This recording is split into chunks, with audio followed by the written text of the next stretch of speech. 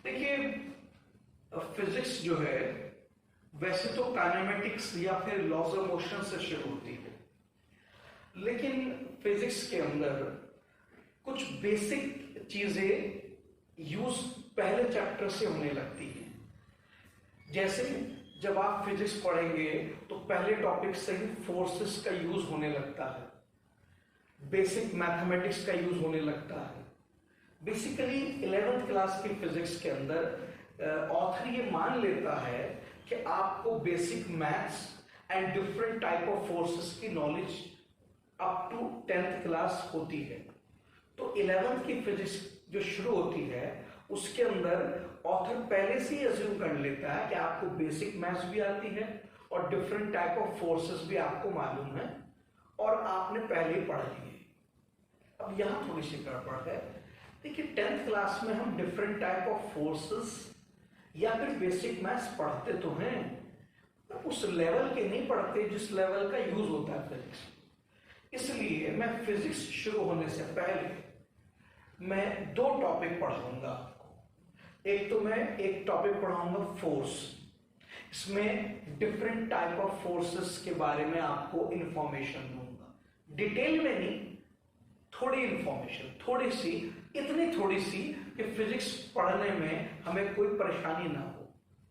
और उसके बाद फिर मैं आपको बेसिक मैथमेटिक्स पढ़ाऊंगा। अगेन डिटेल में मैथ्स नहीं पढ़ाऊंगा, उतनी मैथ्स पढ़ाऊंगा जितनी फिजिक्स में यूज होती है। इससे फायदा ये मिलेगा कि जब हम फिजिक्स शुरू करेंगे तो हमें कोई परेशानी नहीं आएगी, क्योंकि जैसे ही फिजिक्स पढ़ना शुरू करेंगे शुरू में ही डिफरेंट फोर्सेस भी आने लगते हैं, बेसिक मैथमेटिक्स भी आने लगती है।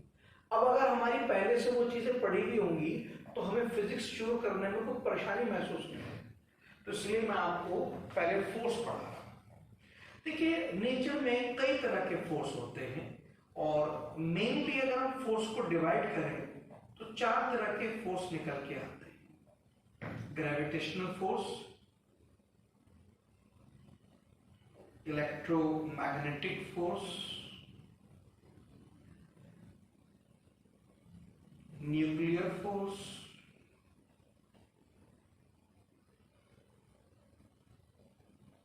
Weak force.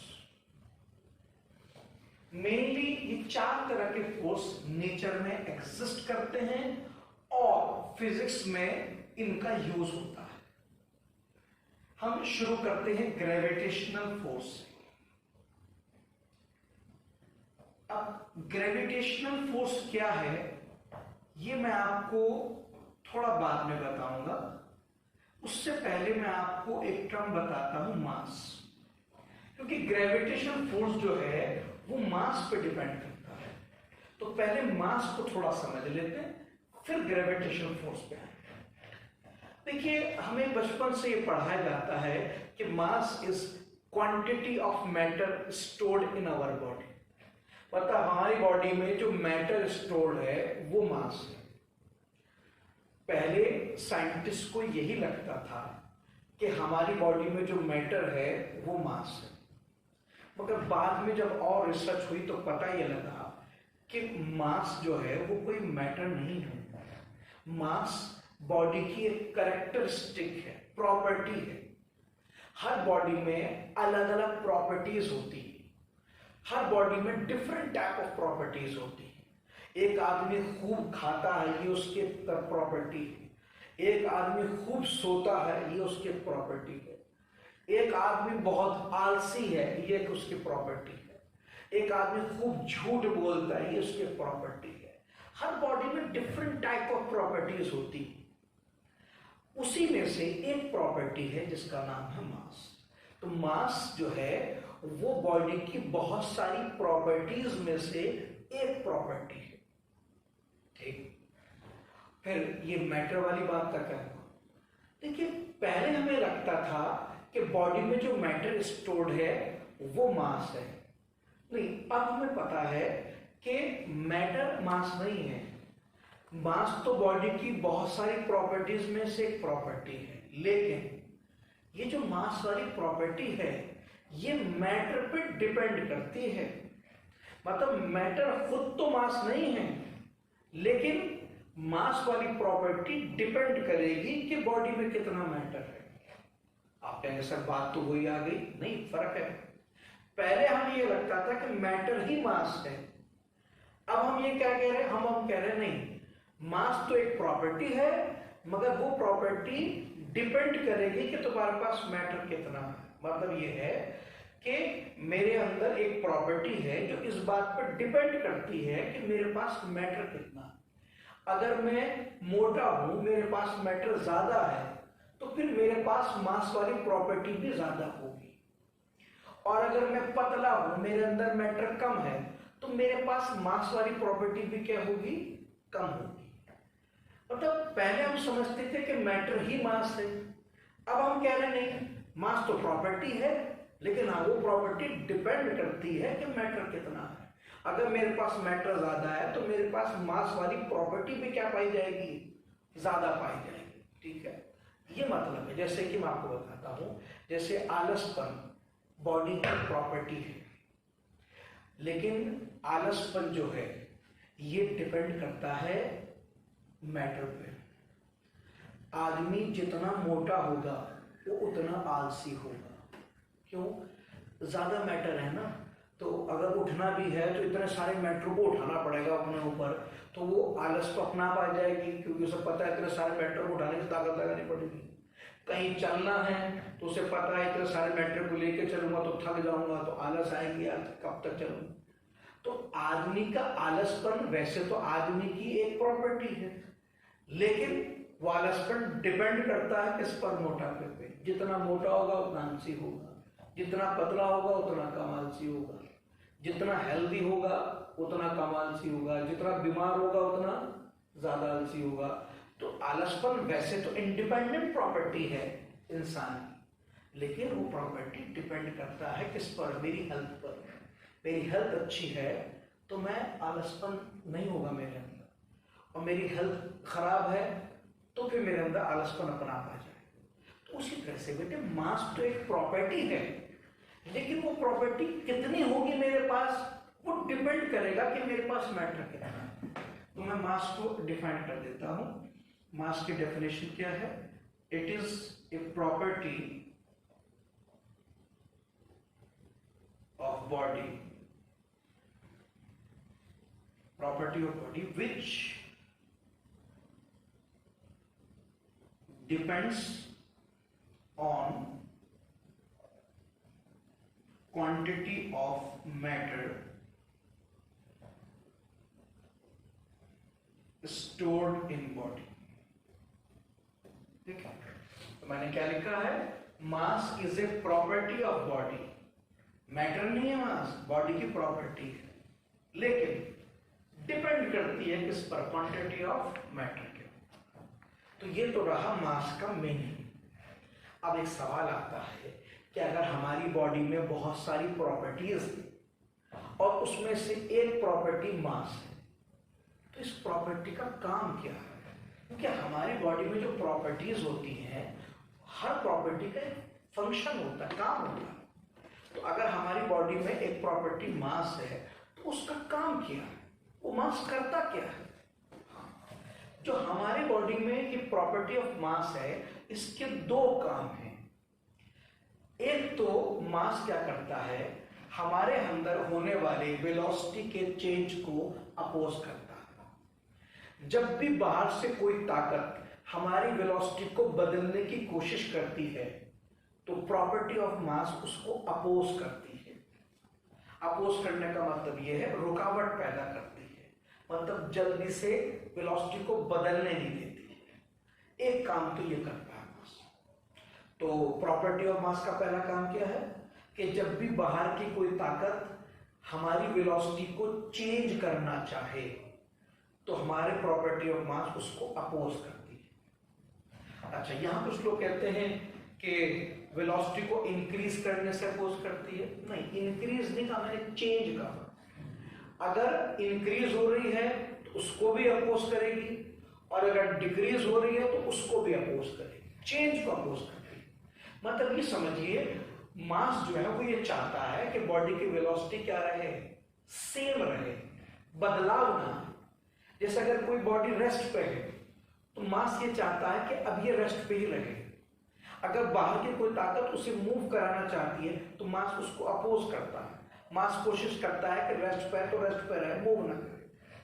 और अगर कोई बॉडी चल रही है तो मास ये चाहता है कि अब ये बॉडी इसी वेलोसिटी से चलती रहे। अब बाहर की कोई ताकत अगर उसे रोकना चाहती है तो मास उसको भी अपोज करता है। मास कोई वेलोसिटी के खिलाफ नहीं है, नहीं, मास ये कहता है कि मैं ये चाहता हूं कि बॉडी का स्टेट सेम रहे। स्टेट मतलब यूपी बिहार नहीं, स्टेट सेम रहे मतलब स्टेट ऑफ रेस्ट या स्टेट ऑफ मोशन सेम रहे। मतलब बॉडी जिस वेलोसिटी में पहले से है उसी में रहे, वो बदलाव ना है। तो मास का पहला काम क्या है कि वो हमारे अंदर होने वाले वेलोसिटी के चेंज को अपोज करता है। तो मैं लिख देता हूं मास का पहला काम क्या है। मास का पहला काम क्या है? It opposes change in our velocity. पहला काम है it opposes change in our velocity, हमारे अंदर वेलोसिटी के चेंज को अपोज करेगा। ठीक, ये पहला काम। क्या फायदा इससे? मतलब मास ऐसा क्यों करता है, मतलब इससे हमें क्या बेनिफिट मिलने वाला है?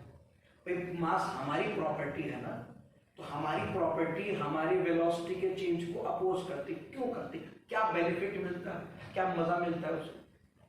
स्टेबिलिटी मिलती है। कैसे? देखो ऐसा, जैसे मैं यहां पर खड़ा हूं इस तरह से, ठीक। अब ऐसा नहीं कि बाहर की चीजें मुझ पर फोर्स नहीं लगा रही। मैं अगर यहाँ पे खड़ा हूं तो एसी के अंदर से एयर मॉलिक्यूल आकर मुझे इधर हिट कर रहे हैं, इधर मॉलिक्यूल्स आकर इधर हिट कर रहे हैं और वो चाहते हैं मैं इधर चला जाऊं, उधर गिर जाऊं। अच्छा, इधर से ये सामने लाइट पड़ रही है, लाइट के फोटॉन्स, लाइट के अंदर भी पार्टिकल होते हैं फोटॉन्स, वो आकर मुझे इधर हिट कर रहे हैं ऐसे, वो चाहते हैं मैं पीछे गिर जाऊं। और ऐसी स्क्रीन से लाइट वापस आ रही टकरा के, तो वो चाहती है मैं वो यहाँ हिट करूं, वो चाहते हैं मैं आगे गिर जाऊं। डिफरेंट टाइप्स ऑफ फोर्सेस लगातार हम पर एक्ट करते रहते हैं, जो कोशिश करते हैं कि हम मूव कर जाएं। मगर बताओ कि मैं मूव कर रहा हूं? नहीं, मैं तो आराम से खड़ा हूं। तो मॉलिक्यूल हिट कर रहा है तो मूव नहीं कर रहा, लाइट हिट कर रही है तो मूव नहीं कर रहा। कौन रोक रहा है? मेरा मास। मेरे अंदर जो मास वाली प्रॉपर्टी है ये उन सबको अपोज कर दे रही है। मॉलिक्यूल आके हिट करता है तो वो क्या चाहता है? वो चाहता है मेरी वेलोसिटी चेंज हो जाए, मेरा मास उसको अपोज कर देता है, वेलोसिटी को चेंज नहीं होने देता। तो उससे फायदा ये है मैं एक जगह पर खड़ा रह पा रहा हूं।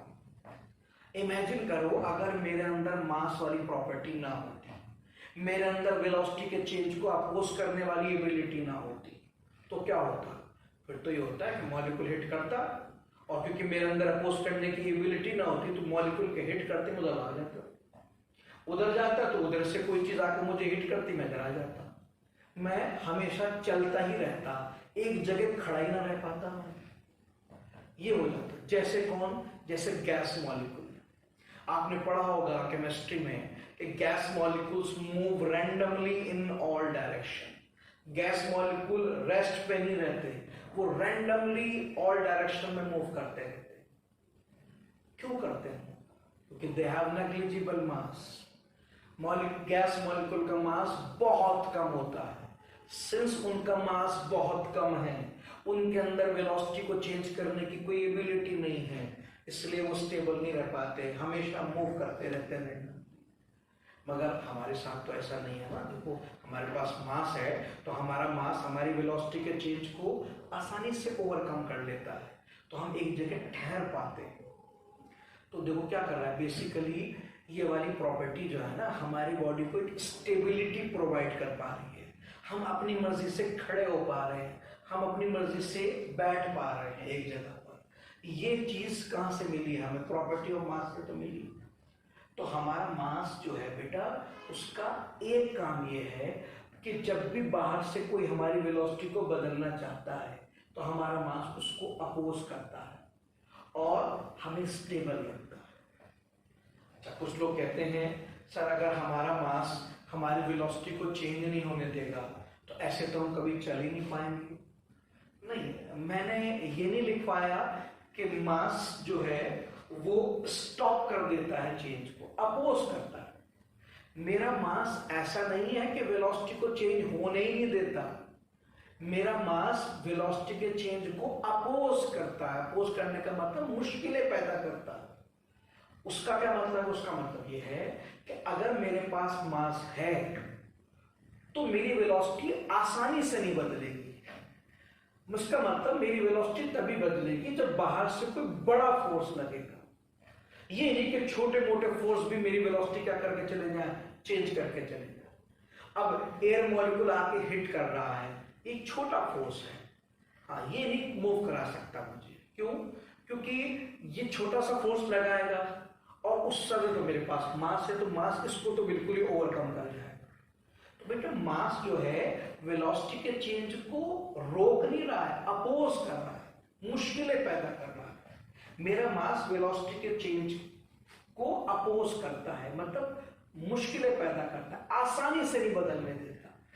तो मेरा मास क्या कर रहा है? वेलोसिटी के चेंज को अपोज कर रहा है। इससे फायदा यह है कि कोई छोटा मोटा फोर्स मेरी वेलोसिटी को बदल नहीं पाएगा। छोटा मोटा फोर्स का मतलब लाइट का फोर्स, एयर मॉलिक्यूल का फोर्स, ये छोटे मोटे फोर्स जो लगातार मेरी बॉडी पे लगते रहते हैं, ये मेरी वेलोसिटी को नहीं बदल पाए। क्यों? क्योंकि जितना फोर्स के लगाते हैं उससे ज्यादा तो मेरा मास उसको अपोज कर देता है। हाँ, लेकिन अगर कोई बड़ा फोर्स लगे तो जाहिर सी बात है, बड़े फोर्स की ताकत ज्यादा होगी, तो फिर मेरा मास उसको रोक नहीं पाएगा, फिर मेरी वेलोसिटी बदल जाएगी। क्योंकि मेरा मास जो है उसकी भी तो अपनी कैपेबिलिटी है कि वो कहां तक की चेंज को अपोज कर सकता है। अगर मैं ये कह रहा हूं कि मेरा मास मेरी वेलोसिटी को चेंज कर रहा है, तो उसकी लिमिट तो है ना, यहां तक की वेलोसिटी को अपोज कर सकता है। तो छोटी मोटी वेलोसिटी के चेंज को अपोज करेगा। कोई बड़ा फोर्स आएगा तो मेरा मास उसको रोक नहीं पाएगा, वेलोसिटी में चेंज आएगा। लेकिन हाँ, ये है कि उसकी वजह से बेनिफिट मिलेगा कि बड़ा फोर्स भी बहुत ज्यादा वेलोसिटी में चेंज नहीं ला पाएगा, क्योंकि फोर्स वेलोसिटी को चेंज कर रहा होगा, मास उससे लगातार अपोज कर रहा होगा। तो बड़ा फोर्स भी ये नहीं कि बहुत तेज चेंज पैदा कर देगा, स्लो रेट रहेगा। तो मेरी बॉडी को स्टेबिलिटी प्रोवाइड करता है मेरा मास। और इस प्रॉपर्टी को हमने एक नाम दिया है बेटा, इनर्शियल मास, MI, इनर्शियल मास। ये किसको दिया है? सर, मैंने कहा ना, मास एक प्रॉपर्टी है और प्रॉपर्टी के दो काम हैं। तो जो पहला काम है उसको मैंने नाम दिया इनर्शियल मास। अब दूसरा काम देखते हैं। मैंने आपसे कहा था मास दो काम करता है। दूसरा काम क्या करता है? दूसरा काम ये करता है, इट अट्रैक्ट अनदर मास। और इस काम को मैंने नाम दिया है ग्रेविटेशनल मास।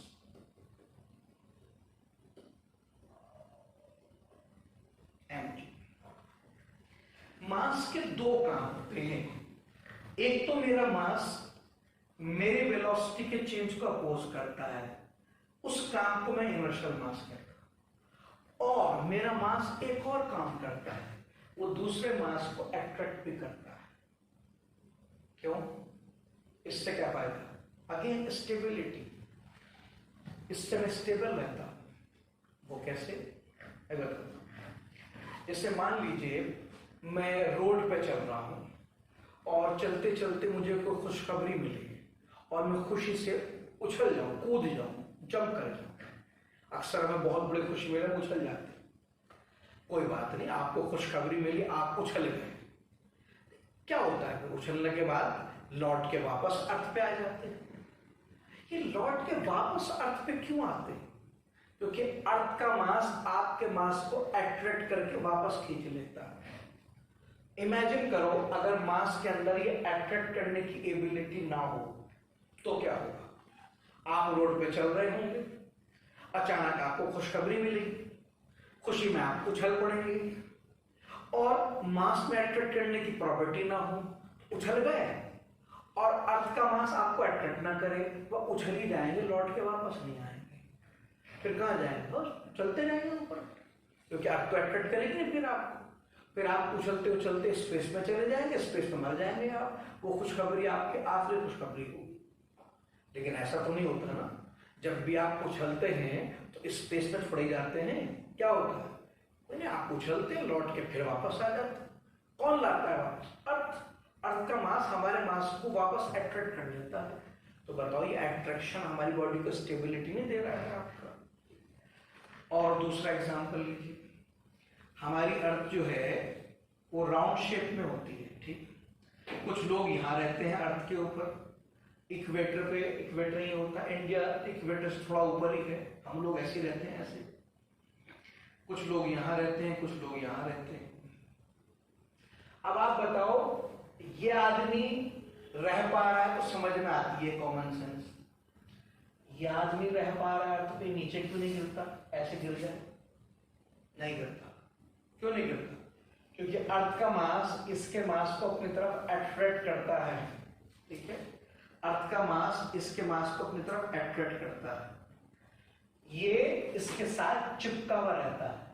क्योंकि अर्थ का मास इसके मास को अपनी तरफ अट्रैक्ट करता है तो ये इसके साथ चिपक के रहता है, ये चाहकर भी नहीं जा सकता।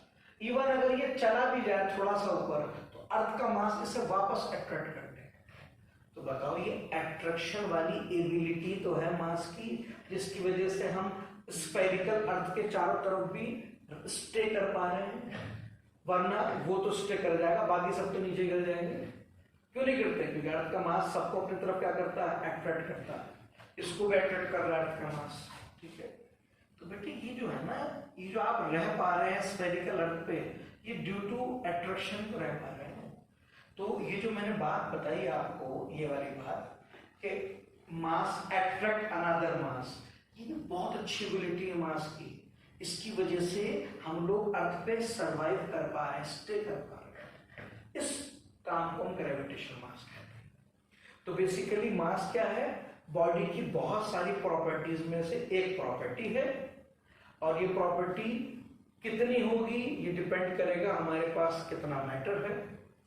और ये प्रॉपर्टी दो काम करती है। जब भी बाहर की ताकत हमारी वेलोसिटी को बदलना चाहती है तो ये उस चेंज को अपोज करती है, इस काम को हम इनर्शियल मास कहते हैं। दूसरा, ये प्रॉपर्टी दूसरे मास को अपनी तरफ अट्रैक्ट करती है, इस काम को हम ग्रेविटेशनल मास कहते हैं। अब मास दो तरह के हैं, एक का काम वेलोसिटी के चेंज को अपोज करना है और एक का काम दूसरे मास को अट्रैक्ट करना। बाय मीनिंग दोनों बिल्कुल डिफरेंट है, लेकिन वैल्यू वाइज ये लगभग सेम है। इनकी वैल्यू जो है सेम आती है अप्रोक्सीमेटली। देखो परफेक्ट तो दुनिया में कुछ नहीं है, मगर बहुत क्लोज मैच करती है। इसीलिए हम दोनों को एम कहते हैं, ना हम आई लगाते ना हम जी। क्यों? अब जब वैल्यू सेम है तो आई जी लगा के भी क्या करना, इससे अच्छा यह है कि हम दोनों को एम ही कहते हैं। इसीलिए आप देखो हर जगह फिजिक्स में एम लिखा होता है। कभी लिखा आपने एम के आगे आई लिखा हो, आई फॉर इनर्शियल मास, या जी लिखा हो ग्रेविटेशनल मास? कोई जरूरत नहीं है, आप खाली एम लिखो, दोनों की वैल्यू सेम ही तो है। लेकिन मैं एक सजेशन ये दूंगा आपको कि जब भी कोई फॉर्मूला पढ़े और उसमें एम लिखा आए तो आपको ये मालूम होना चाहिए कि वो ग्रेविटेशनल मास है या इनर्शियल मास। क्यों? वो इसलिए कि वैसे तो दोनों सेम है, कोई फर्क तो पड़ता नहीं है, मगर बेटे कंपटीशन में हाइपोथेटिकल क्वेश्चन भी आते हैं। हो सकता है एग्जामिनर जो है दोनों की वैल्यू अलग अलग देती है, वैल्यू सेम होती है, अलग क्यों देगा? एज्यूम कर लेगा एग्जामिनर, एग्जाम में कुछ भी कर लेता, वो क्वेश्चन में लिख देगा let us assume that inertial mass is 5 kg and gravitational mass is 3 kg। तो फिर आपको अलग अलग वैल्यू पुट करनी पड़ेगी ना। तो कैसे पुट करोगे? फिर आपको मालूम होना चाहिए ना किस फॉर्मूले में इनर्शियल मास है और किस फॉर्मूले में ग्रेविटेशनल। तो इसलिए आप जब भी कोई फॉर्मूला पढ़ो जिसमें एम आए, आप ये जरूर पढ़ो कि वो मास ग्रेविटेशनल वाला मास है या इनर्शियल। वैसे तो मैं जब पढ़ाऊंगा या कोई भी टीचर पढ़ाएगा वो हमेशा बताता है कि भाई इस फॉर्मूले में जो एम है ये इनर्शियल वाला है या ग्रेविटेशनल। लेकिन अगर टीचर भूल जाए तो आप कुछ लोग बताइए सर ये कौन सा वाला मास है, तो जरा ज्यादा बेटर है। बस मास के बारे में जितना बताना था मैंने बता दिया, इससे ज्यादा मास के बारे में जानना जरूरी नहीं। अब हम ग्रेविटेशनल फोर्स की तरफ लाए, वापस आते हैं ग्रेविटेशनल फोर्स पे। भाई हमें तो ग्रेविटेशनल फोर्स पढ़ना था, हम तो मास इसलिए पढ़ने लगे थे क्योंकि वो डिपेंड करता है किस पर, मास। अब मास में जितनी इंफॉर्मेशन थी मैंने बता दी, अब मैं वापस आता हूं किस पर, ग्रेविटेशनल फोर्स पर। देखो ग्रेविटेशनल फोर्स की इंफॉर्मेशन सबसे पहले हमें न्यूटन ने दी थी थ्रू ए लॉ, जिसे उसने कहा था लॉ ऑफ ग्रेविटेशन। तो सबसे पहले लॉ ऑफ ग्रेविटेशन लिख लेते हैं, फिर देखते हैं क्या कह रहा है, फिर डिस्कस करेंगे उसको। फिर देखो लॉ ऑफ ग्रेविटेशन ये कहता है every mass attract another mass with a force equal to Gm1 m2 by r square। बड़ा सिंपल सा लॉ है। लॉ ऑफ ग्रेविटेशन ये कह रहा है कि every mass attract another mass with a force equal to Gm12 by r square। इस law में दो इंफॉर्मेशन है। पहली इंफॉर्मेशन, एवरी मास अट्रैक्ट अनदर मास, हर मास दूसरे मास को अट्रैक्ट करेगा। एक तो इंफॉर्मेशन ही हो गई। दूसरी, कितने फोर्स से करेगा, इतने फोर्स से करेगा Gm1 m2 by r square। तो लॉ ने दो बातें बताई, एक तो ये बताई कि हर मास दूसरे मास को अट्रैक्ट करता है, दूसरी बात क्या बताई कि कितने फोर्स से करता है, इतने फोर्स से करता है Gm1 m2 by r square। अब थोड़ा सा इसको डिस्कस करते हैं। लॉ के अकॉर्डिंग अगर मेरे पास दो मास है m1 and m2 with separation r, तो लॉ के अकॉर्डिंग एवरी मास अट्रैक्ट अनदर मास का मतलब ये है कि m1 m2 को अपनी तरफ अट्रैक्ट करेगा और m2 m1 को अपनी तरफ अट्रैक्ट करेगा। m1 m2 को अपनी तरफ खींचेगा और सिमिलरली m2 m1 को अपनी तरफ खींचेगा। याद रखना, force of gravitation along the line of joining लगता है, ये along the line of joining लगता है और अट्रैक्टिव होता है। तो पहला स्टेटमेंट क्या है, एवरी मास अट्रैक्ट अनदर मास। m1 m2 पे अट्रैक्ट करेगा और m2 m1 को। ये पहली बात जो उसने बताई थी। सेकंड, कितना f होगा, f की वैल्यू उसने बता दी है Gm1 m2 by r square। इसको थोड़ा डिस्कस करते हैं। यहां पे f क्या है, f के तीन मीनिंग हो सकते हैं। Force on m1 by m2। ये जो फॉर्मूले में f है, इसका मीनिंग क्या, तो आप ये कह सकते हैं कि it is the force exerted on m1 by m2। मतलब ये वो फोर्स है जो m1 पे लगा है, किसने, m2 ने लगाया। या फिर आप इसी बात को ऐसे भी कह सकते हैं, this is the force on m2 by m1। आप कह सकते हैं ये वो फोर्स है जो m2 पे लगाया m1। दोनों एक ही हैं, हाँ दोनों बराबर ही होते हैं। जितना फोर्स m1 m2 पे लगाता है एग्जैक्टली उतना ही m2 m1 पे, दोनों की वैल्यू सेम होती है। कितनी, जितना फॉर्मूला देगा। और मैं इस बात को ऐसे भी कह सकता हूं, force between m1 and m2। Between का मतलब जो है वो आइदर ऑफ वन से होता है।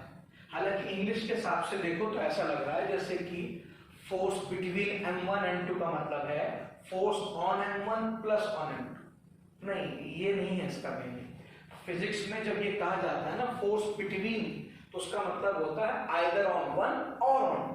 ठीक है, तो मैं फोर्स को तीन तरह से कह सकता हूं और मीनिंग ये है कि ये किसी एक का फोर्स है। फॉर्मूला जो f बताएगा वो किसी एक का बताएगा, आइदर ऑन m1 या फिर ऑन m2। रिजल्टेंट नहीं बताता। क्यों सर, रिजल्टेंट जान के क्या करेंगे, वो तो जीरो होगा।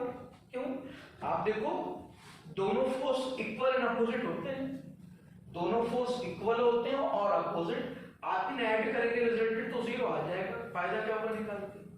आपका फॉर्मूला रिजल्टेंट नहीं बताता, किसी एक का बताता है, ये ध्यान रखना। और क्या है फॉर्मूले में, जी एक तरह का कांस्टेंट है, जिसे हम universal gravitational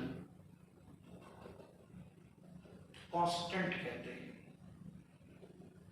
universal gravitational constant. इसकी वैल्यू है 6.67 इंटू 10 की पावर -11 इन SI यूनिट, स्टैंडर्ड यूनिट्स। अच्छा, अब यूनिवर्सल का क्या मतलब है? आप कहेंगे यूनिवर्सल का मतलब है जो हर जगह सेम। हर जगह सेम तो होगा ही, क्योंकि आपने कांस्टेंट नहीं कहा इसे। जब आप कांस्टेंट कह रहे हैं तो उसका मतलब ये हर जगह सेम। यूनिवर्सल का मतलब क्या है? ऐसा होता है बेटे, कांस्टेंट दो तरह के होते हैं। एक कांस्टेंट वो होता है जो किसी कंडीशन पे डिपेंड नहीं करता, पूरे यूनिवर्स में एक जैसी वैल्यू रखता है फॉर एनी कंडीशन, उसे कहते हैं यूनिवर्सल कांस्टेंट। और दूसरा कांस्टेंट वो होता है जो with in one environment constant होता है, और उस एनवायरनमेंट से बाहर निकलकर भी कांस्टेंट होता है, मगर उसकी वैल्यू बदल जाती है। मतलब वो किसी एक खास एनवायरनमेंट के लिए कांस्टेंट होता है, दूसरे एनवायरनमेंट में उसकी वैल्यू डिफरेंट होती है। हाँ, मगर उस एनवायरनमेंट के लिए भी वो कांस्टेंट होता है। फॉर एग्जांपल मैं आपको बताता हूँ, जैसे आपने 10th क्लास में वो पढ़ा होगा, आपको याद हो 10th क्लास में आपने रिफ्रैक्टिव इंडेक्स पढ़ा होगा, 10th क्लास में पढ़ाते हैं तो आपने पढ़ा होगा रिफ्रैक्टिव इंडेक्स कांस्टेंट होता है। हाँ, लेकिन किसके लिए कांस्टेंट होता है? एक मीडियम के लिए। ग्लास का रिफ्रैक्टिव इंडेक्स 1.5, ग्लास का ना, विद इन ग्लास कांस्टेंट है। ग्लास के अंदर कहीं चले जाओ उसकी वैल्यू 1.5 है, कांस्टेंट। मगर ग्लास से निकल कर मैं वाटर में चला जाऊं तो क्या होगा? तो भी कांस्टेंट होगा, मगर 1.5 नहीं होगा, फिर 4/3 होता है। तो आप देखो, ग्लास में कांस्टेंट 1.5, वाटर में 4/3, एयर में 1। अब अलग अलग मीडियम में अलग अलग कांस्टेंट आ रहा है। इस कांस्टेंट को यूनिवर्सल कांस्टेंट नहीं कहते। ये कांस्टेंट है, मगर ये तो मीडियम वाइज क्या कर रहा है, वेरी कर रहा है, हर मीडियम का नया कांस्टेंट आ रहा है।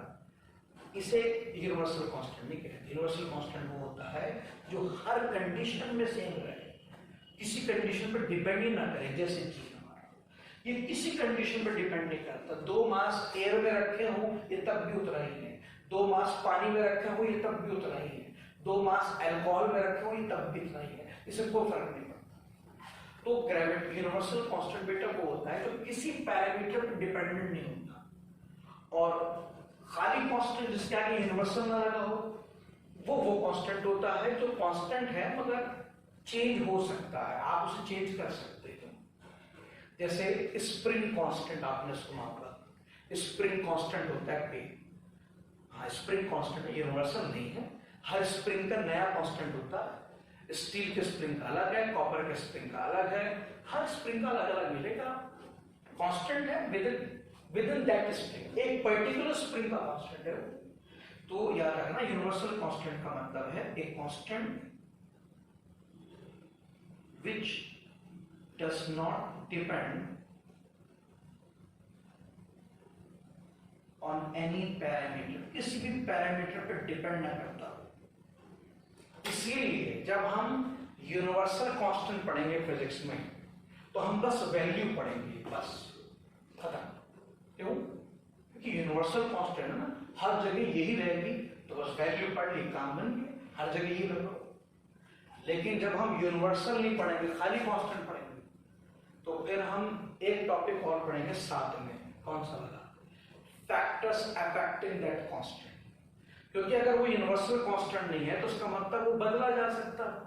तो बदला जा सकता है तो फिर हम जानना चाहते हैं कि कौन कौन सी चीजें उस कांस्टेंट को बदल सकती है। फिर हम एक टॉपिक पढ़ेंगे भाई कौन कौन से फैक्टर्स कांस्टेंट को बदल सकते हैं। तो याद रखना, जब भी फिजिक्स के अंदर मैं आपको ये पढ़ाऊं यूनिवर्सल कांस्टेंट, तो खाली वैल्यू पढ़ाऊंगा बस, और बात खत्म। बाकी इसे कुछ चेंज तो कर नहीं सकता, तो आगे कुछ पढ़ने की जरूरत नहीं। लेकिन अगर मैं किसी कांस्टेंट को पढ़ाऊं और यूनिवर्सल ना हो, तो मैं आपको उसकी वैल्यू के साथ एक टॉपिक पढ़ाऊंगा, फैक्टर्स अफेक्टिंग द कांस्टेंट। मैं आपको बताऊंगा कौन कौन से फैक्टर उस कांस्टेंट को बदल सकते हैं। कौन सा कांस्टेंट जिसके आगे यूनिवर्सल ना लगा हो। जैसे आगे बहुत सारे कांस्टेंट आएंगे, हाँ, तो जब भी मैं ऐसा कांस्टेंट पढ़ाऊंगा जिसके आगे यूनिवर्सल ना हो, आपको फैक्टर्स बताऊं। जैसे साउंड की स्पीड है, साउंड की स्पीड एयर में कांस्टेंट है, हाँ, लेकिन एयर में, वाटर में कुछ और, सॉलिड में कुछ और एयर के अंदर भी टेम्परेचर फिक्स होना चाहिए। टेम्परेचर बदलेगा तो साउंड की स्पीड बदल जाती है। तो speed of sound in air constant माना जाता है, मगर कब तक? जब तक टेम्परेचर, प्रेशर, ह्यूमिडिटी, ये सब चीजें क्या रहे, फिक्स रहे। तो कुछ कांस्टेंट ऐसे होते हैं जो बदले जा सकते हैं, उन्हें खाली कांस्टेंट कहते हैं। और कुछ कांस्टेंट ऐसे होते हैं जिन्हें हम बदल ही नहीं सकते, उन्हें हम यूनिवर्सल कांस्टेंट कहते हैं। उनमें से है ये जीरा, ठीक है। और क्या है फॉर्मूले में, एक तो देख लेते हैं क्या क्या था। एफ का मीनिंग बता दिया मैंने, फोर्स आइदर ऑन वन और ऑन टू। जी का मतलब अब क्या आता है, M1 M2। M1 M2 क्या है? M1 M2 है ग्रेविटेशनल मासेस।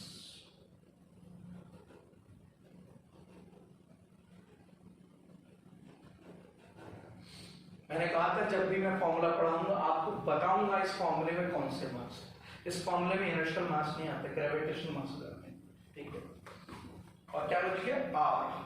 R है सेपरेशन बिटवीन मासेस। कहां से कहां तक का, सेंटर टू सेंटर। पूरी फिजिक्स में जब भी हम सेपरेशन देखते हैं तो सेंटर से देखते हैं, एक बॉडी के सेंटर से दूसरे बॉडी के सेंटर तक, ठीक है। तो ये सेपरेशन। तो बेटे मैंने आपको लॉ ऑफ ग्रेविटेशन में दो बातें बताई। पहली बात, एवरी मास अट्रैक्ट अनदर मास। दूसरी बात, every mass attract another mass with a force whose value equals to Gm1 M2 by mass। और उसमें जितने टर्म थे मैंने सबके अलग अलग मीनिंग बताए। तो मैंने आपको लॉ का मीनिंग बता दिया। अब ये बताओ, ये जो हमने लॉ पढ़ा है न्यूटन का लॉ, ये वैलिड किसके लिए होता है? इसका मतलब ये सब हर चीज पूरी दुनिया में नहीं लग सकती है। हर चीज की अपनी एक वैलिडिटी होती है, उसी पे काम करता, हर एक पे काम नहीं करता। तो ये लॉ किसके लिए बना? देखो न्यूटन ने इस लॉ को जो बनाया था वो बनाया था पॉइंट मासेस के लिए। पॉइंट मास का मतलब जिसका साइज नेग्लिजिबल हो। देखो ऐसा होता है, ऐसी तो कोई बॉडी दुनिया में है नहीं जिसका साइज ना हो। हर बॉडी के पास अपना साइज तो होता ही है, बस अगर साइज कम है तो फिर हम उसे पॉइंट मास मानते हैं। वाकई इसका कम किसके रेस्पेक्ट में? सेपरेशन के रेस्पेक्ट में। भाई दो बॉडी रखी है तो उनके बीच में गैप होगा ना, उसके रेस्पेक्ट में अगर साइज बहुत छोटा है तो आप उसे नेग्लिजिबल कह सकते हैं। तो पॉइंट मास का मतलब मैं लिख देता हूं, point mass means whose size is negligible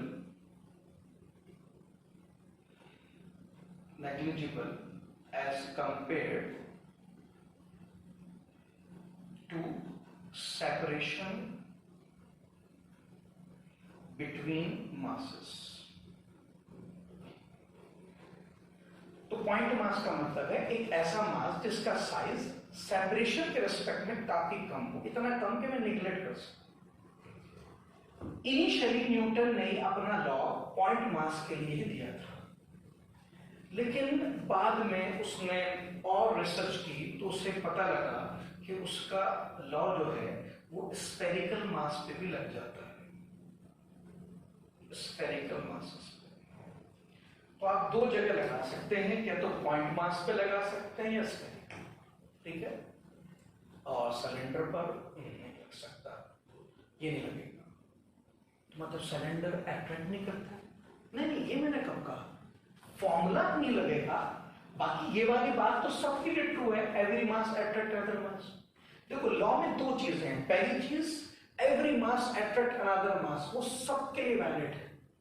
दूसरी चीज विद ए वैल्यू gm1m2r²। ये वैल्यू वाली बात जो है ये सिर्फ दो ही जगह लग सकती है, मतलब ये फॉर्मूला दो जगह लग सकता है। बाकी आप ऐसा नहीं कि सिलेंडर अट्रैक्ट नहीं करते, दो सिलेंडर हैं m1 m2 वो भी अट्रैक्ट करते हैं, लेकिन हाँ उनका फॉर्मूला ये नहीं लगेगा। कौन सा? और है एक फॉर्मूला नहीं लगता तो दूसरे होते हैं। न्यूटन ने कौन सा ग्रेविटेशन का एक ही फॉर्मूला दिया था, बहुत सारे दिए थे। अब हम फिलहाल इसको डिस्कस कर रहे हैं तो इसलिए इसके बारे में जानकारी ले रहे हैं। बाकी आगे एक चैप्टर आएगा, चैप्टर ऑफ ग्रेविटेशन, उसके अंदर हम डिफरेंट शेप्स के फॉर्मूले पढ़ेंगे। हम फोर्स रिंग का भी निकाल सकते हैं, हम सेमी सर्कुलर रिंग का भी निकाल सकते हैं, रॉड का भी निकाल सकते हैं, सिलेंडर का भी निकाल सकते हैं, लेकिन उनके दूसरे फॉर्मूले होते हैं, ये वाला नहीं लगेगा। अब फिलहाल तुम इस फॉर्मूले को डिस्कस कर रहे हैं ना, तो इसकी बात करें तो दो जगह लगेगा, पॉइंट मास और इसमें।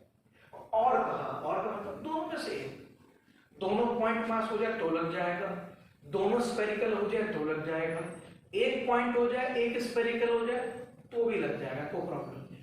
ठीक है, अब मुझे ये बताओ, अगर एक बॉडी अर्थ हो, ये अर्थ,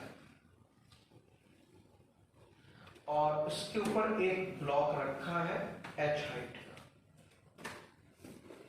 क्या ये फॉर्मूला इस पे लग सकता है? अब देखो, अगर मैं स्फीयर की अर्थ की बात करूं तो अर्थ तो अप्रोक्सीमेटली स्फीयर है, तो स्फीयर पे तो लग जाएगा। ब्लॉक, सर ब्लॉक की हाइट कितनी होगी? सर आपको पता है सबसे बड़ा ब्लॉक अर्थ पे क्या है? Mount Everest. माउंट एवरेस्ट से बड़ी बॉडी तो है नहीं, उसका साइज भी लगभग 8.8 किलोमीटर है, 10 किलोमीटर से भी। और सेंटर से सेपरेशन कितना बैठेगा? अर्थ का रेडियस लगभग 6400 किलोमीटर। तो मुझे बताओ, अगर मैं माउंट एवरेस्ट का ब्लॉक भी लूं, मतलब इतना बड़ा ब्लॉक भी लूं कि माउंट एवरेस्ट के बराबर हो, तो भी 10 किलोमीटर का हो, और सेंटर से सेपरेशन बैठेगा 6400 किलोमीटर, तो 6400 किलोमीटर के रिस्पेक्ट में 10 किलोमीटर भी नेग्लिजिबल होते हैं। तो उसका मतलब अर्थ की कंपैरिजन में कोई भी बॉडी कैसे बिहेव करेगी? पॉइंट मास की तरह भी। तो अर्थ पे तो लॉ इसलिए एप्लीकेबल है क्योंकि स्फेरिकल बॉडी, और ब्लॉक पे इसलिए एप्लीकेबल है क्योंकि ब्लॉक कितना ही बड़ा हो अर्थ के रिस्पेक्ट में तो वो छोटा ही होगा, तो वो पॉइंट साइज की तरह बिहेव करेगा, इसलिए वैलिड होगा, तो लग जाएगा वो प्रॉब्लम। तो ये वाला फॉर्मूला आराम से काम करेगा, कोई इश्यू नहीं। M1 capital M, M2 small m और R क्या होता है भाई? सेंटर टू सेंटर सेपरेशन, इसके सेंटर से इसके सेंटर में, तो कितना बैठेगा? R प्लस h/2, इसका सेंटर यहां होगा ना h/2, इसका सेंटर ये है, उसका सेंटर h/2 होगा, जिसको मैं अप्रोक्सीमेटली ऐसे लिख सकता हूं। क्यों? अरे h कितना होगा? h हाइट ऑफ ब्लॉक है, आप ब्लॉक की हाइट ऐड कर रहे हो अर्थ के रेडियस में 6400 में, नेगलेक्ट हो जाएगा, इसको लगभग ऐसे लिख सकते हो, आपको प्रॉब्लम नहीं। इसमें gm/r², g यूनिवर्सल कांस्टेंट, अर्थ का मास कांस्टेंट, अर्थ का रेडियस कांस्टेंट, तो पूरा मोहल्ला ही कांस्टेंट हो गया। जब पूरा मोहल्ला कांस्टेंट है तो उसको एक नया नाम रख दो, स्मॉल g। ये क्या है? कंबाइंड कांस्टेंट, इन तीनों को मिला के एक नया कांस्टेंट आ गया g। इस g को बोलते हैं हम एक्सेलरेशन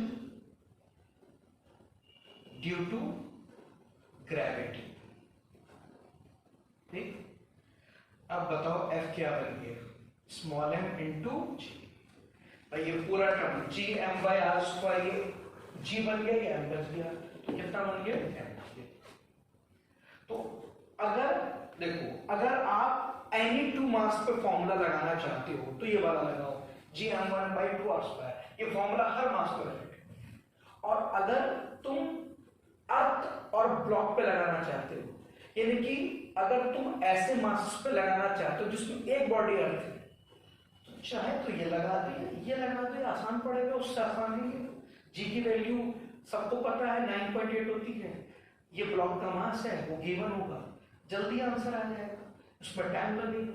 ठीक, यहाँ जी की वैल्यू मैं लिख देता हूँ, लगभग 9.8 मीटर पर सेकेंड स्क्वायर है, अप्रोक्सीमेटली 10 भी ले सकते हैं, कोई खास फर्क नहीं पड़ता। तो अब देख लो, अगर आपको ये फॉर्मूला लगाना है for any two masses other than earth, तो फॉर्मूला लगेगा Gm1m2/r²। लेकिन अगर आपको फॉर्मूला लगाना है ऐसे दो मास पे जिसमें एक में अर्थ हो, तो फिर अगर एक में अर्थ है तो याद रखना फॉर्मूला Gm1m2/r² भी लग सकता है और mg भी लग सकता है, और लग सकता है तो ये बेटर है, आसान है। ठीक है, तो ये लगा दे। 99% क्वेश्चन के अंदर जब भी ग्रेविटेशन फोर्स देखना होता है तो एक बॉडी अर्थ जरूर होती है, तो 99% क्वेश्चन में ये वाला बढ़िया काम होता है। बहुत रेयर क्वेश्चन ऐसे हैं फिजिक्स में जहां पे दो मास हैं और उसमें अर्थ नहीं है। अर्थ नहीं है तब ये नहीं लगता, फिर वही लगता है, और ऐसे क्वेश्चन हैं ही बहुत कम। ज्यादातर क्वेश्चन जब ग्रेविटेशन फोर्स पे आता है तो दो मास में से एक मास अर्थ होती है, और अगर अर्थ होती है तो ये लगा दिया करो, आसान पड़ता है। अब आप कहेंगे सर ये फोर्स लगेगा कहाँ, ये तो वैल्यू होगी, डायरेक्शन क्या है? आपको पता है एवरी मास अट्रैक्ट अनदर मास, तो अर्थ जो है इस तरह से लगा कि जैसे मान लो ये अर्थ है और ये ब्लॉक है,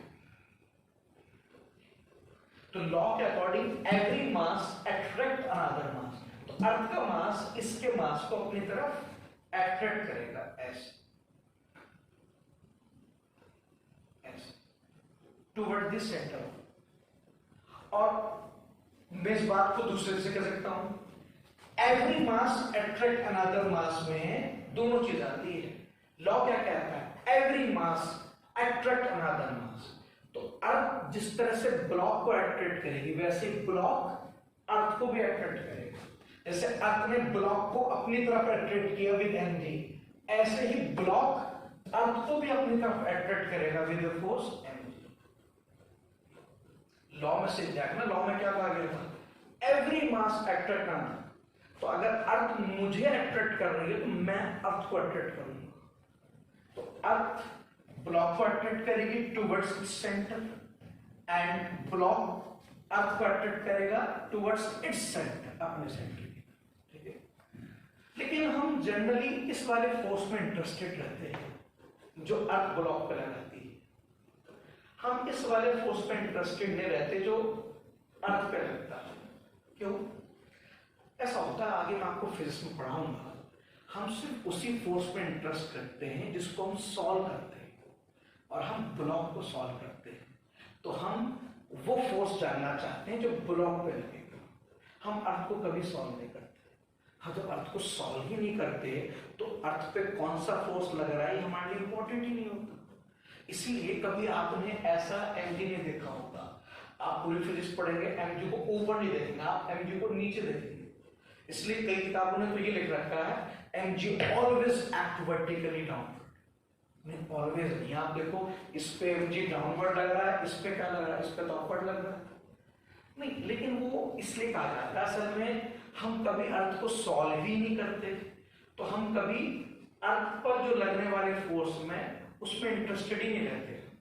हम हमेशा ब्लॉक को सॉल्व करते हैं, और ब्लॉक पे क्योंकि डाउनवर्ड लगता है इसलिए हमारे दिमाग में बैठ गया कि mg ऑलवेज एक्ट डाउनवर्ड। नहीं बेटे, असल में डायरेक्शन जो है वो लॉ से निकला, और लॉ क्या कहता है? एवरी मास अट्रैक्ट अनदर मास। अर्थ हमें नीचे खींचती है और हम अर्थ को ऊपर खींचते हैं, दोनों लगते हैं, नीचे भी लगता है, हम पे नीचे लगता है, अर्थ पे ऊपर। अब यह अलग बात है कि हमारा इंटरेस्ट बॉडी ऑन अर्थ पे होता है, अर्थ पे नहीं होता है, तो इसलिए हम ये वाला फोर्स हर जगह देखते हैं, ये कभी देखने को नहीं मिलता, वो एक अलग मैटर है। तो डायरेक्शन मैंने बता दिए हैं। अर्थ ब्लॉक को अपनी तरफ अट्रैक्ट करेगी toward the centre of earth, और ब्लॉक अर्थ को अपनी तरफ अट्रैक्ट करेगा toward the centre of block. मैंने दोनों की डायरेक्शन बता दी। अब आपको किस पे मार्क करना है उसके हिसाब से मार्क। वैसे मैं आपको बता दूं, हम इस पे मार्क करते हैं, हम इसको अर्थ को कभी सॉल्व नहीं करते। इसलिए हर किताबों ने लिखा है mg always act vertically down. Block के लिए तो कह सकते हैं कोई प्रॉब्लम नहीं, ठीक है। On block it always act vertically down. अब मैंने ग्रेविटेशन फोर्स के बारे में थोड़ी सी जानकारी दी, बस उतने ही दूंगा जितनी फिजिक्स में यूज होगी। आप कहेंगे ग्रेविटेशन तो बहुत बड़ा टॉपिक है, नहीं वो तो फिर हम in the chapter of gravitation पढ़ेंगे ना। देखो मैंने कहा था मैं आपको फिजिक्स शुरू करने से पहले एक बेसिक टॉपिक पढ़ाऊंगा, फोर्सेस। तो ये बेसिक टॉपिक के अंदर बस मैं आपको हर फोर्स के बारे में बेसिक इंफॉर्मेशन दूंगा, मतलब इतनी इंफॉर्मेशन दूंगा कि शुरुआत में जब ये फोर्स हमें लगाना पड़ेगा तो हमें परेशानी ना हो। बाकी डिटेल में पढ़ना है तो बाद में एक चैप्टर आएगा ग्रेविटेशन, वहां पढ़ेंगे डिटेल में। हमारी प्रॉब्लम क्या है कि ग्रेविटेशन चैप्टर आता है मैकेनिक्स के एंड में, जबकि एमजे का यूज होता है पहले चैप्टर से।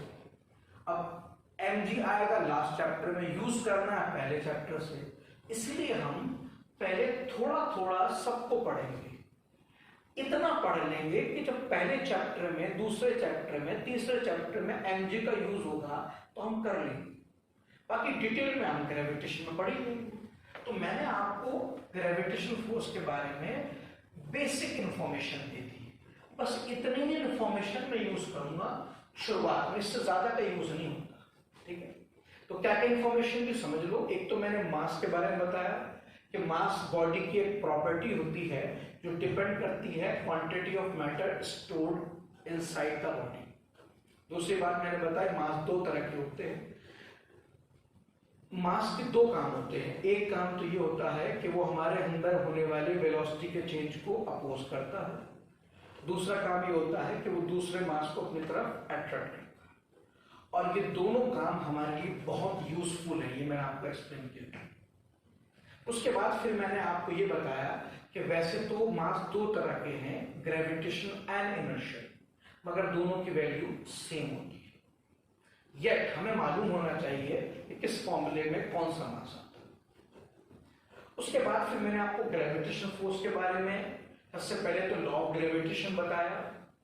उसके अंदर मैंने आपको अगेन दो बातें बताई। एक तो ये एवरी मास अट्रैक्ट अनदर मास। एवरी का मतलब अगर ब्लॉक अर्थ को अट्रैक्ट कर रहा है तो अर्थ ब्लॉक को कर रही है, हर एक करता है। दूसरी बात मैंने उसकी वैल्यू बताई कि जब एवरी मास अनदर मास को अट्रैक्ट करता है तो उसकी वैल्यू जो होती है वो Gm1m2/r² होती है।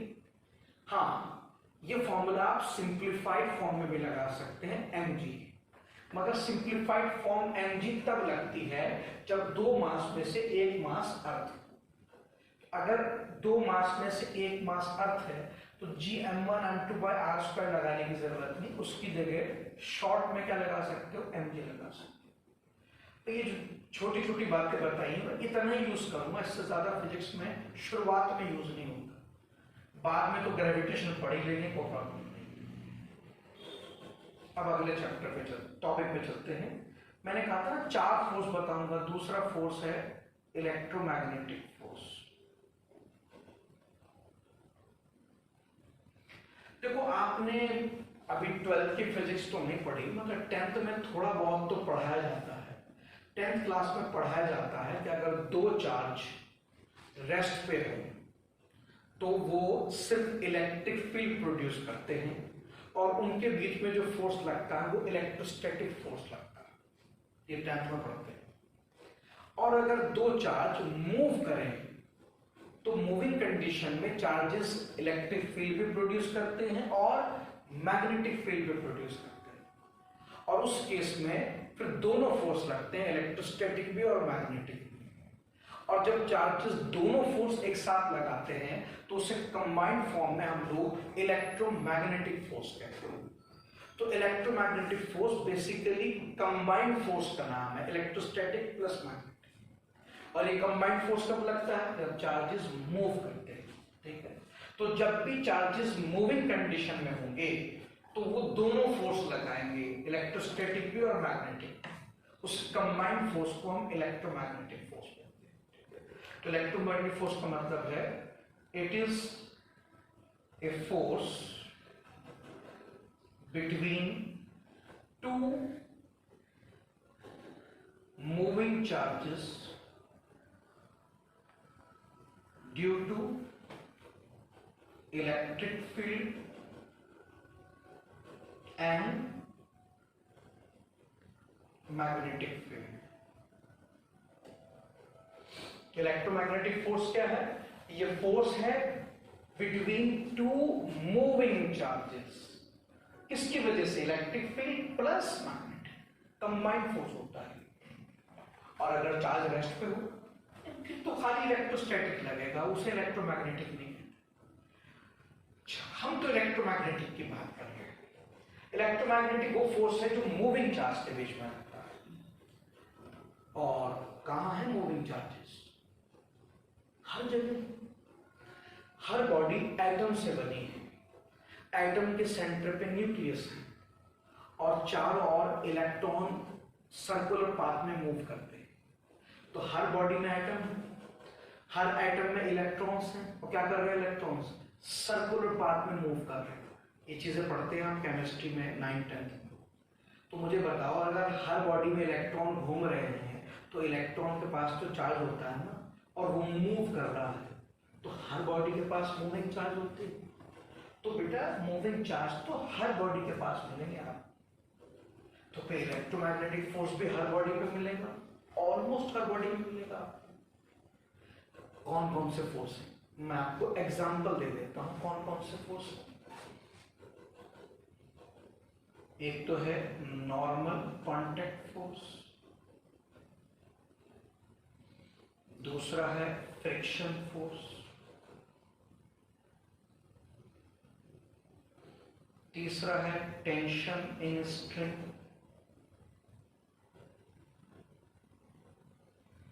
फोर्थ है स्प्रिंग फोर्स,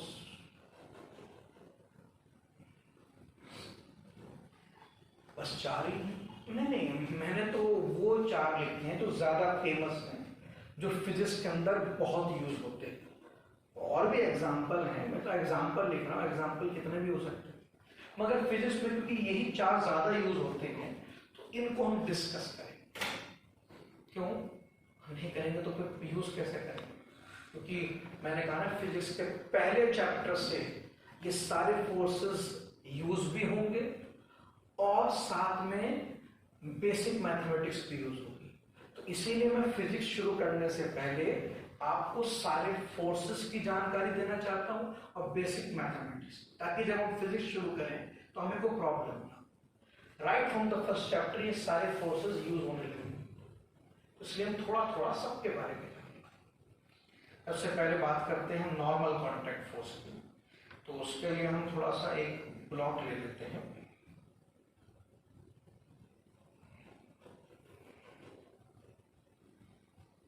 अगर मैं एक ब्लॉक लूं यहां पर ऐसे, तो आपको पता है ये ब्लॉक मैंने कहां रखा है? ग्राउंड पे रखा है.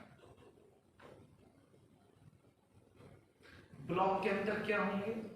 एटम्स होंगे. हर बॉडी में एटम होंगे. और आपको पता है एटम के अंदर इलेक्ट्रॉन्स सर्कुलर पाथ में मूव कर रहे होंगे. बिल्कुल कर रहे होंगे. बॉडी ब्लॉक में एटम है तो ग्राउंड के अंदर भी एटम्स होंगे. बिल्कुल होंगे. हर बॉडी एटम से बनी है. ग्राउंड के एटम में भी इलेक्ट्रॉन्स सर्कुलर पाथ में घूम रहे होंगे. ऐसे ऐसे बिल्कुल. भाई हर बॉडी में एटम्स होते हैं और हर एटम में इलेक्ट्रॉन सर्कुलर पाथ में मूव करते हैं. तो आप देखो ब्लॉक में इलेक्ट्रॉन मूव कर रहा है, चार्ज मूव कर रहा है. ग्राउंड के अंदर भी चार्ज मूव कर रहा है. तो मूविंग चार्ज ग्राउंड के पास भी और ब्लॉक के पास भी है. और दो मूविंग चार्ज के बीच में क्या लगता है? अभी बताया, इलेक्ट्रोमैग्नेटिक फोर्स. तो ग्राउंड के मूविंग चार्ज ब्लॉक के मूविंग चार्ज पर एक इलेक्ट्रोमैग्नेटिक फोर्स लगाएंगे. और सिमिलरली ब्लॉक के मूविंग चार्ज ग्राउंड के मूविंग चार्ज पे इलेक्ट्रोमैग्नेटिक फोर्स लगाएंगे. भाई न्यूटन थर्ड लॉ के अकॉर्डिंग दोनों लगाएंगे. ग्राउंड के मूविंग चार्ज यानी कि मूविंग इलेक्ट्रॉन ब्लॉक के मूविंग चार्ज पे एक इलेक्ट्रोमैग्नेटिक फोर्स लगाए. सिमिलरली ब्लॉक के मूविंग चार्ज ग्राउंड के मूविंग चार्ज पे एक फोर्स लगाएंगे, इलेक्ट्रोमैग्नेटिक. इस इलेक्ट्रोमैग्नेटिक फोर्स को साइंटिस्ट ने नाम दिया एफसी. एफसी का मतलब कांटेक्ट फोर्स। इसको एक ही चीज है, दोनों बराबर हैं। ये वो फोर्स है जो ग्राउंड के इलेक्ट्रॉन ने ब्लॉक के इलेक्ट्रॉन पे लगाया है, और ये वो फोर्स है जो ब्लॉक के इलेक्ट्रॉन ने ग्राउंड के इलेक्ट्रॉन पे लगाया। देखो हर फोर्स दोनों लगाते हैं, जैसे ग्रेविटेशन हमने देखा था कि अगर ब्लॉक अर्थ पे लगा रहा है अर्थ ब्लॉक पे लगा रहा है, ऐसे इलेक्ट्रोमैग्नेटिक में है, अगर ग्राउंड के इलेक्ट्रॉन ब्लॉक के इलेक्ट्रॉन पे लगाएंगे तो सिमिलरली ब्लॉक के इलेक्ट्रॉन ग्राउंड के इलेक्ट्रॉन पे लगाएंगे। इसे साइंटिस्ट ने कांटेक्ट फोर्स नाम क्यों दिया? इसलिए क्योंकि ये तब पैदा होता है जब दो बॉडी एक दूसरे के कांटेक्ट में आती है, और अगर कांटेक्ट में ना आए तब नहीं लगता है मगर बहुत कम, इतना कम के नेग्लेक्ट हो जाता है। तो इसीलिए इसका नाम कांटेक्ट रख दिया है, क्योंकि ये फोर्स हमें तभी देखने को मिलेगा जब दो बॉडीज एक दूसरे के कांटेक्ट में।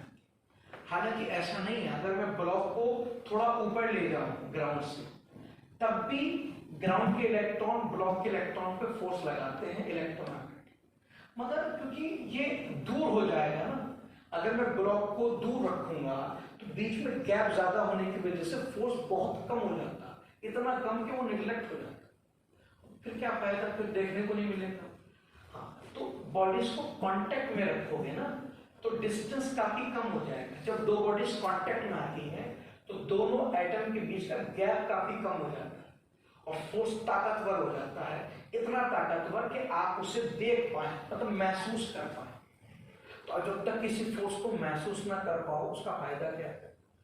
तो इसलिए इसका नाम कांटेक्ट फोर्स रखा है कि भाई ये फोर्स आपको तभी महसूस होगा जब दो बॉडीज एक दूसरे के कांटेक्ट में है।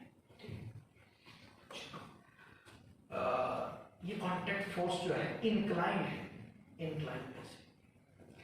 देखो, अगर कोई चीज इंक्लाइंड हो तो मैं उससे रिप्लेस कर सकता हूं दो चीजों से, quantity in X and quantity in Y. वो कैसे? देखो, इसको ऐसे समझो, मान लीजिए एक मैं पॉइंट ए पे खड़ा हूं अपने मोहल्ले में। मान लीजिए मैं अपने मोहल्ले में पॉइंट ए पे खड़ा हूं और एक दूसरा आदमी आया बाहर से और उसने मुझसे कहा कि भाई फला आदमी का एड्रेस बता दो जो बी पे रहता है। बी कहाँ है? बी कहीं और है, उसी मोहल्ले में है ये बी। तो अब मैं उसे एड्रेस कैसे बताऊंगा? दो तरीके। एक तरीका तो यह है, मैं उससे ये कहूं कि भाई तुझे, अब देखो मैं ए पे खड़ा हूं, वो नया आदमी ए पे आ गया है और मुझसे बी का एड्रेस पूछ रहा है। तो एक तरीका था मैं उससे ये कहूं कि भाई एक काम कर, तू यहां से 37 डिग्री पे 10 मीटर चल, तुझे बी का एड्रेस मिल जाएगा। ऐसे मैं उसे क्या कहूं कि भाई यहां से 37 डिग्री पे 10 मीटर चलेगा तो तुझे बी का एड्रेस मिल जाएगा। अब अगर मैं बात उस पड़ोसी से कहूंगा तो वो ये कहेगा कि सर मैं अपने घर से कोई प्रोटेक्टर लेके चला था कि ठीक 37 डिग्री पे यहाँ से निशान लगाऊं और 10 मीटर तक चलूंगा तो बी का घर आएगा। ये मैं कैसे कर सकता हूँ? 37 डिग्री में मेजर कैसे करूंगा? हाँ, तो मैं सोचूंगा एक काम कर, 37 डिग्री मेजर नहीं कर सकता मत कर, तो एक काम कर, तू एक्स में चल पहले और फिर वाई में चल, ऐसे तो भी तू बी के घर पे पहुंच सकता है। तुझे इंक्लाइन चलने की जरूरत नहीं। तो इंक्लाइन चलने में तुझे प्रॉब्लम हो रही है क्योंकि तेरे पास एंगल मेजर करने का इंस्ट्रूमेंट नहीं। कोई बात नहीं, मत चल, तू पहले एक्स में चल, एक्स में तो चल सकता है, अंदर वाई में चल। एक्स में कितना चलो, वाई में कितना, ट्रिग्नोमेट्री से निकाल लेता हूँ। मान लो एक्स में इतना चले और वाई में इतना, तो फॉर्मूला लगाओ कॉस का, cos 37 equals to x upon 10। ये 10th क्लास में आप पढ़ते हैं, cos थीटा होता है base of triangle upon hypotenuse. cos 37 degree की वैल्यू शायद आपको ना पता हो, मैं बता देता हूँ, 4/5 होती है, तो यहां से x आ गया 8 मीटर। ऐसे ही sin 37 होता है हाइट अपॉन हाइपोटेन्यूज। ये सब फॉर्मूले आप 10th क्लास में पढ़ते हैं। sin थीटा होता है परपेंडिकुलर अपॉन हाइपोटेन्यूज। और साइन 37 की वैल्यू आपको नहीं पता होगी, मैं बता देता हूं 3/5। तो यहां से y कितना आ गया 6। इसका मतलब उसे x में 8 चलना चाहिए और y में 6। कहां पहुंचेगा b पर? तो आप देखो जरा सही से, a से b तक जाने के दो तरीके हैं। क्या तो मैं इंक्लाइन चलूं कितना 10, या फिर मैं इंक्लाइन ना चलूं, मैं 8 मीटर x में चलूं और 6 मीटर y में चलूं, तो भी तो मैं b पे जाऊंगा, आउटकम तो सेम ही आएगा। भाई मैं 37 डिग्री पर 10 चलूं तब भी b पे जाऊंगा, मैं x में 8 चलूं फिर y में 6 चलूं तब भी b पे आऊंगा, आउटकम तो सेम है। तो इंक्लाइन क्वांटिटी हम रिप्लेस कर सकते हैं quantity in x and quantity in y से। हर इंक्लाइन क्वांटिटी दो क्वांटिटी से रिप्लेस कर सकती है, quantity in x and quantity in y। फायदा क्या है? इजीनेस। फायदा कुछ नहीं है, ये करना आसान है। आप कुछ देखो ना, अगर मुझसे कोई ये कहे कि 37 डिग्री पे 10 मीटर चलो, तो मैं सकूंगा 37 डिग्री मेजर कैसे करूंगा। हाँ, लेकिन मुझसे कोई कहे कि 8 मीटर सीधे चलो और फिर लेफ्ट हैंड ले लेना और 6 मीटर ऐसे चलो, मैं कहूंगा बहुत आसान है। 8 मीटर सीधे चलूंगा और फिर 90 का टर्न लेकर 6 मीटर इधर चलूंगा, आउटकम सेम आएगा। बात तो वही पड़ रही है, आप दोनों केस में ए से बी तो पहुंच रहे हैं। आप 10 मीटर इंक्लाइन चलेंगे तो बी पे जाएंगे, तो मुश्किल है, क्योंकि 37 डिग्री आप मेजर कैसे करेंगे। 8 मीटर एक्स में चले फिर 6 मीटर वाई में चले तो भी बी पे जाएंगे, ये आसान है। तो कोई भी इंक्लाइन क्वांटिटी रिप्लेस हो सकती है दो क्वांटिटी से, एक्स एंड वाई।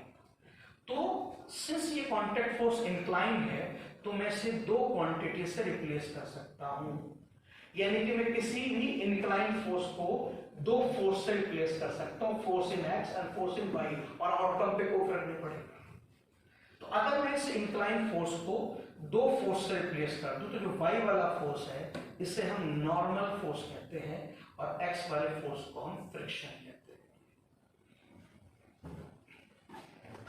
हैं। इन दो को अगर आपने मार्क कर दिया तो इसकी जरूरत नहीं है।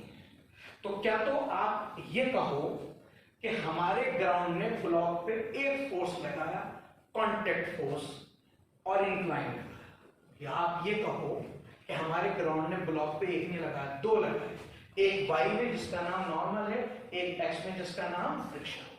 अब मर्जी आपकी है, चाहे तो आप हर क्वेश्चन में ये कहो कि जब भी ब्लॉक ग्राउंड पे रखते हैं तो ग्राउंड ब्लॉक पे एक फोर्स लगाता है, कांटेक्ट फोर्स, इंक्लाइन डायरेक्शन, ये भी कर सकते हो, तुम्हारी मर्जी। या तुम ये कहो कि नहीं, जब भी ब्लॉक ग्राउंड पे रखते हैं तो वो दो फोर्स लगाता है, एक वाई में नॉर्मल, एक एक्स में फ्रिक्शन, दोनों से आउटकम बिल्कुल सेम आता है। और एक्स वाई वाला जो है ये इजी पड़ता है, मैं आगे पढ़ाऊंगा। एक्स में और वाई में चीजों को ऐड करना, माइनस करना काफी इजी होता है। इंक्लाइन क्वांटिटी को ऐड करना, माइनस करना बहुत मुश्किल होता है। कर सकते हैं, मना नहीं, मुश्किल पड़ता है, टाइम वेस्ट होता है, गलती होने के चांसेस होते हैं।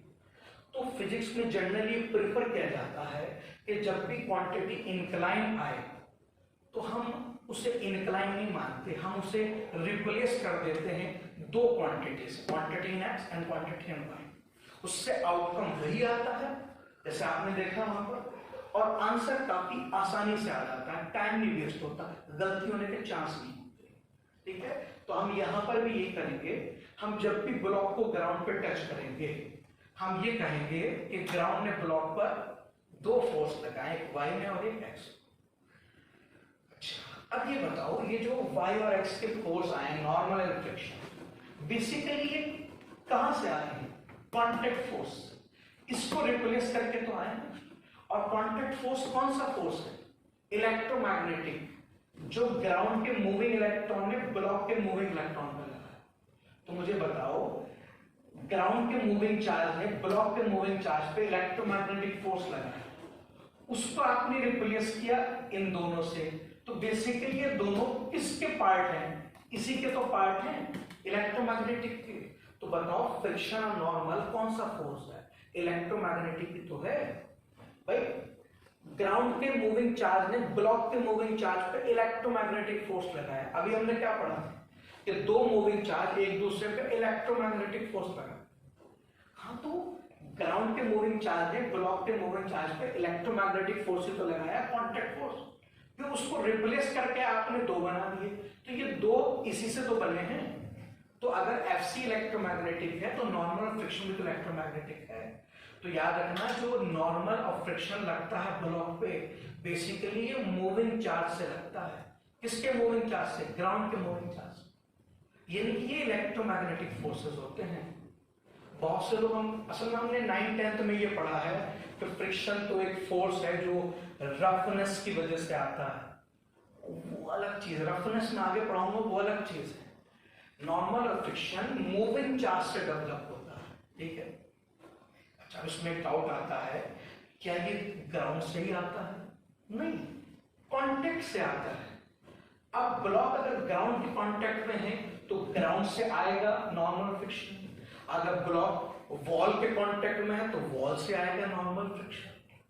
भाई, एक बॉडी जब किसी दूसरी बॉडी के कांटेक्ट में आती है, तो दो बॉडी जब कांटेक्ट में आती है तो एक बॉडी के मूविंग इलेक्ट्रॉन दूसरी बॉडी के मूविंग इलेक्ट्रॉन पे एक इलेक्ट्रोमैग्नेटिक फोर्स लगाएंगे, इनक्लाइन, जिसे आप रिप्लेस कर देंगे नॉर्मल और फ्रिक्शन से। तो ये तो किसी भी कांटेक्ट से आ सकते हैं, कोई जरूरी नहीं कि ब्लॉक ग्राउंड से कांटेक्ट बना, ब्लॉक वॉल से कांटेक्ट बना दे, वहां से भी नॉर्मल फ्रिक्शन आ जाएगा।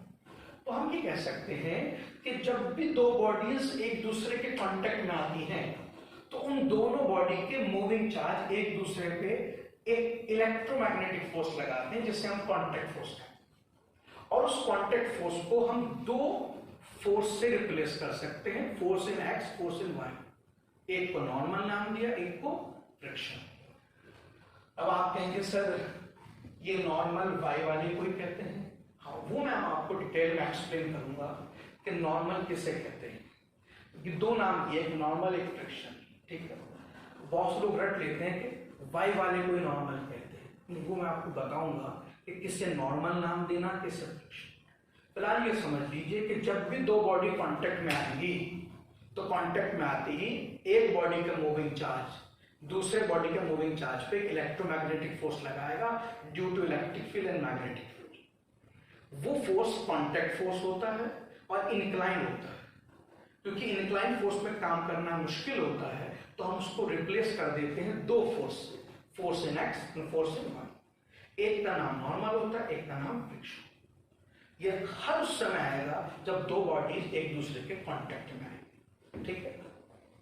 यहां तक चेक कर लीजिए, मैंने हल्का सा समझाया, बाकी डिटेल में अब आपको बताऊंगा एक एक करके नॉर्मल क्या है। जितना एग्जांपल लिखे हैं मैं सबको डिटेल में बताऊंगा, क्योंकि अगर डिटेल में नहीं बताऊंगा तो फिजिक्स समझ में नहीं आएगी, क्योंकि physics right from the beginning in सबको यूज करती है।